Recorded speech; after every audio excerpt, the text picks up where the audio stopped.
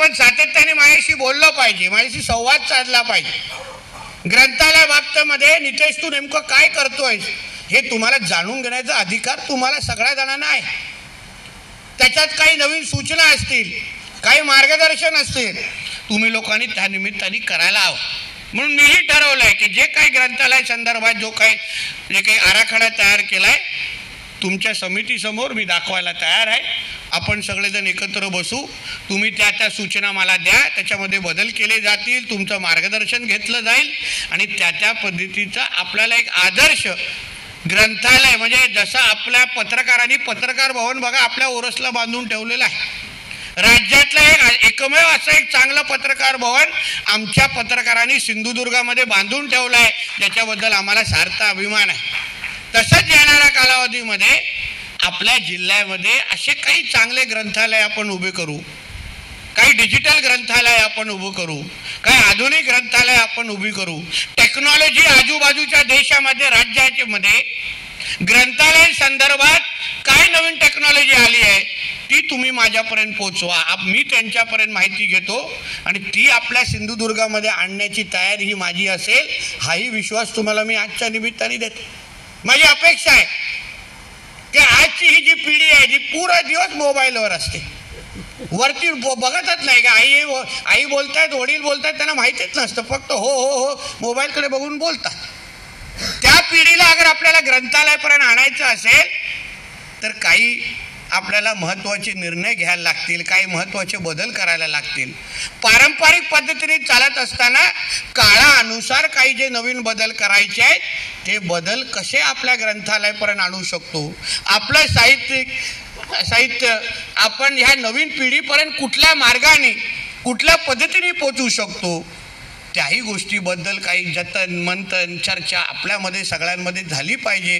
हाही आवर्जून तुम्हा लोकांना ह्या निमित्ताने तुमच्याकडून अपेक्षा व्यक्त करतो। 5 वर्षाच्या या सरकारला कालावधी आता तर फक्त सुरुवात आहे, इन फक्त 3 महिने झालेले आहे, 100 दिवस आम्हा लोकांना पूर्ण झालेले नाही। म्हणजे पूर्ण 5 वर्षामध्ये तुम्ही आम्ही सगळेजण अगर संपर्कात असलो, सातत्याने अगर आपण भेटलो, बोललो, चर्चा केली, आता प्रदीपजी माझ्या बाजूला बसले, नेमका या निमित्ताने भेटले,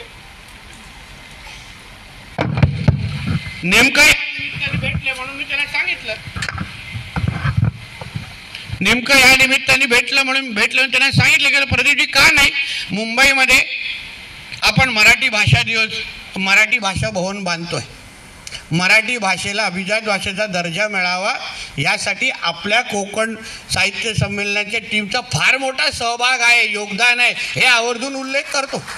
पण आपल्या मुंबईमध्ये मराठी भाषा भवन बांधलं जात आहे मरीन ड्राईव्हवर, काय नाही आपण सगळेजण एकत्र येऊन जे काय आपल्या मधु मंगेश कर्णिकजीने जे काय चळवळ सुरू केली त्याचा पुढचा टप्पा म्हणून आपण आपल्या कोकणामध्ये जिल्हा तुम्ही ठरवा, मी काय सगळं सिंधुदुर्गात मागणार नाही, जिल्हा तुम्ही ठरवा, पण पूर्ण आपल्या कोकण पट्ट्यामध्ये कुठेतरी मालवणी भाषा भवन उभारण्याची तयारी आपल्या सगळ्या जणांची झाली पाहिजे।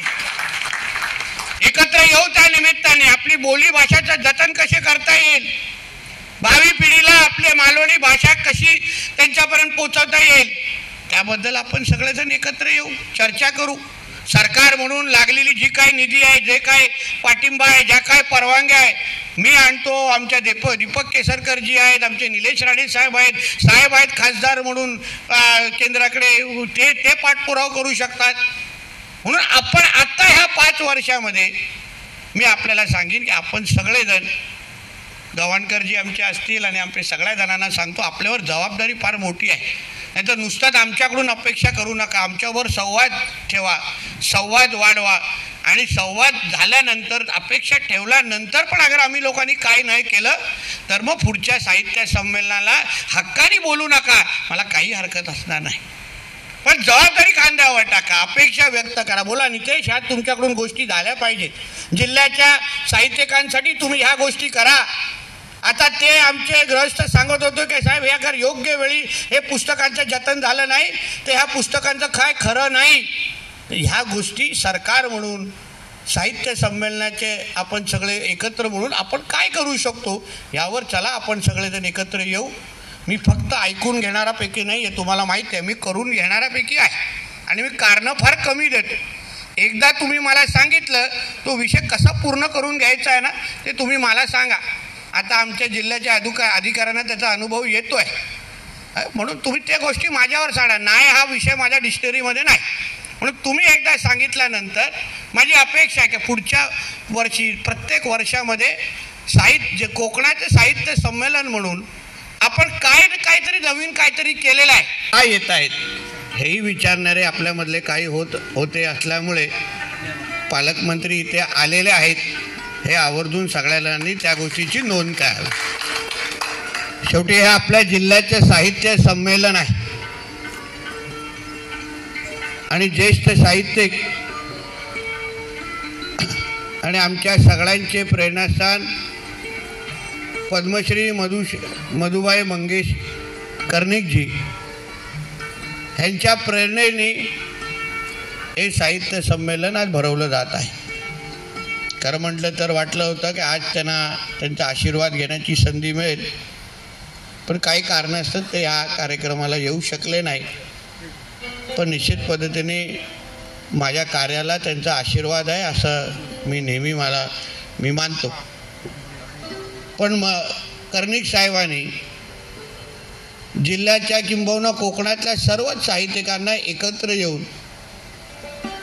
कोकणाच्या साहित्यिकांना एक वेगळं व्यासपीठ निर्माण करून देण्याचं काम या निमित्ताने केलेलं आहे. या क्षेत्रामध्ये तसा आमच्या किंबहुना माझा वावर तसं क्वचितच आहे. मी उगाच असा कोणतरी ज्येष्ठ साहित्यिक आहे याचा मी आव आणण्याचा बिलकुल प्रयत्न करणार नाही, कारण का माझ्यातले फार सुज्ञ आणि अनुभवी लोक आपण सगळे सभागृहामध्ये आणि व्यासपीठावर आहे.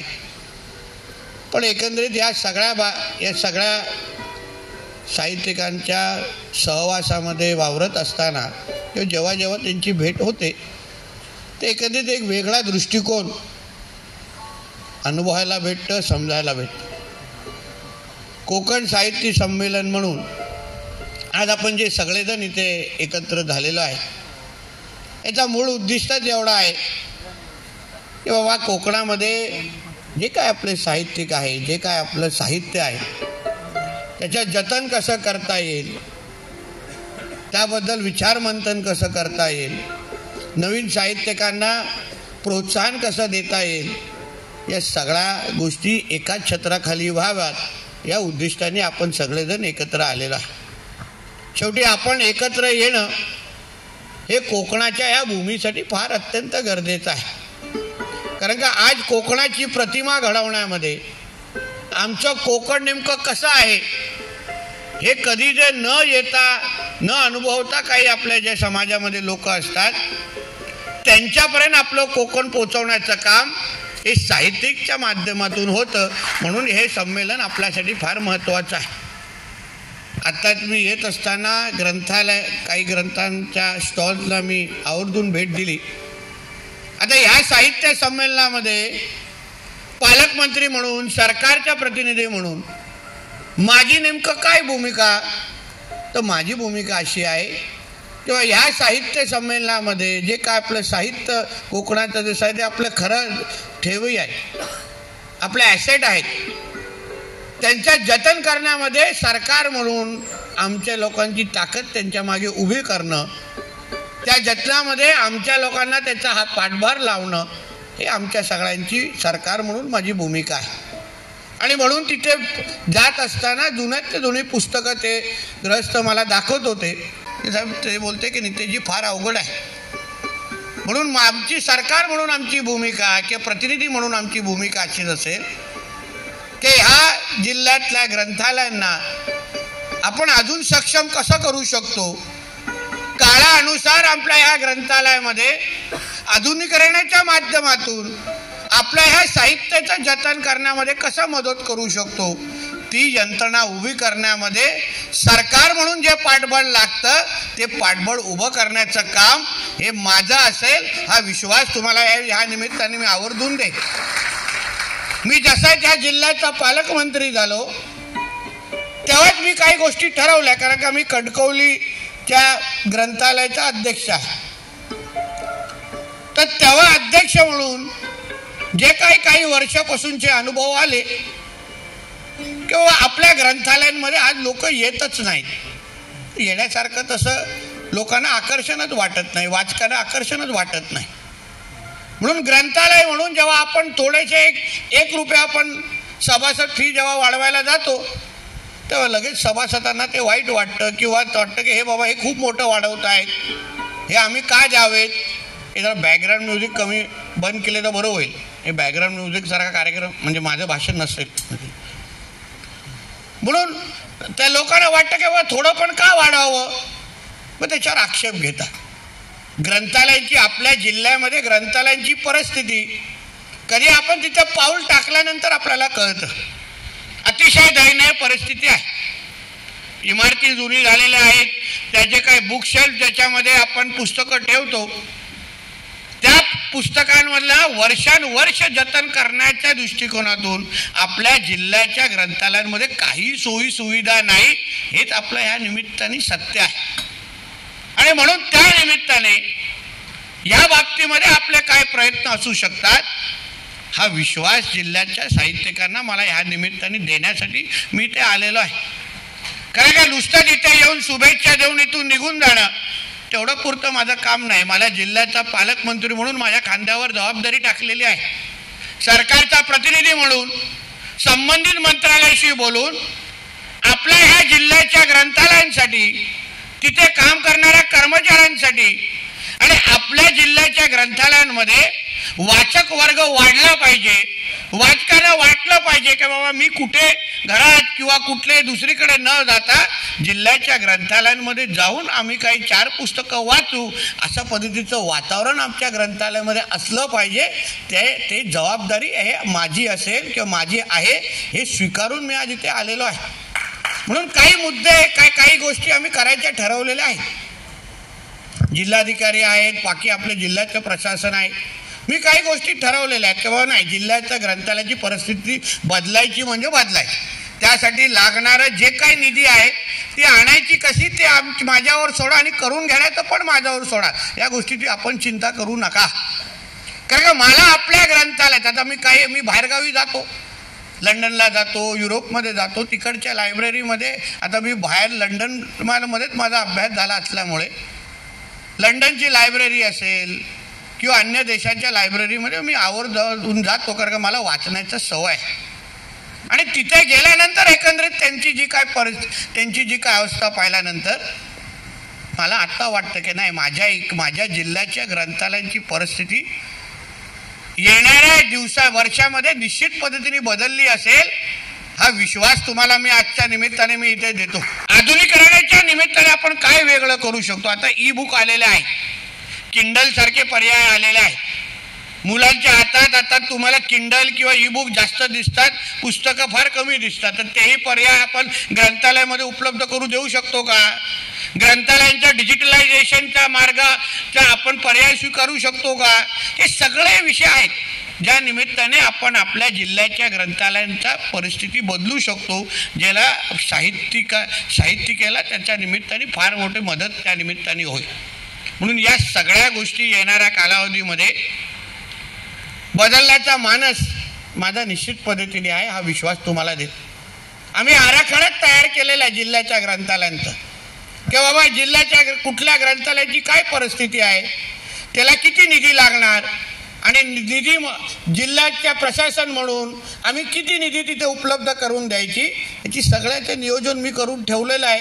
फक्त 31 मार्च जाऊन दे, नवीन वर्षामध्ये त्याचं नियोजन सुरू होईल आणि तुमच्या पुढच्या वर्षाच्या साहित्य संमेलनाच्या अगोदर तुम्हाला ह्या जिल्ह्यामध्ये ग्रंथालयाची परिस्थिती ही निश्चित पद्धतीने वेगळी असेल हा विश्वास मी तुम्हाला आजच्या निमित्ताने इथे देईन. आणि म्हणून सरकारच्या प्रतिनिधी म्हणून माझ्या तोंडातून एवढंच भाषण आलं पाहिजे. बाकी ह्यांचं काम मी करू नये असं मानणारा मी आहे. नाहीतर आपल्यातले काही आहेत माहिती नसलेल तरी तिथे तोंड घालायला जातात आणि मग तोंड घाशी पडतात. आणि तोंड घाशी पडल्यानंतर हे सगळे आहेत वाजवण्यासाठी तयारच असतात. आता मी आलो तो बघा सगळी कामं सोडून आलेले आहेत इथे. कारण का परत पुढच्या आठवड्याचं खाद्य भेटलं पाहिजे ना माझ्याकडून ना. कारण गेले 2 आठवड्यात माझ्याच नावाने सगळा कार्यक्रम सुरू आहे. आता शनिवार शुक्रवार रविवार असेल ते साठवायचं आणि सोमवार ते शुक्रवार काढायचं आणि मग सांगायचं हा नितेश राणे असा आहे तसा आहे, सुरू आहे कार्यक्रम यांचे. पण हा जिल्ह्याचे साहित्य संमेलन आहे.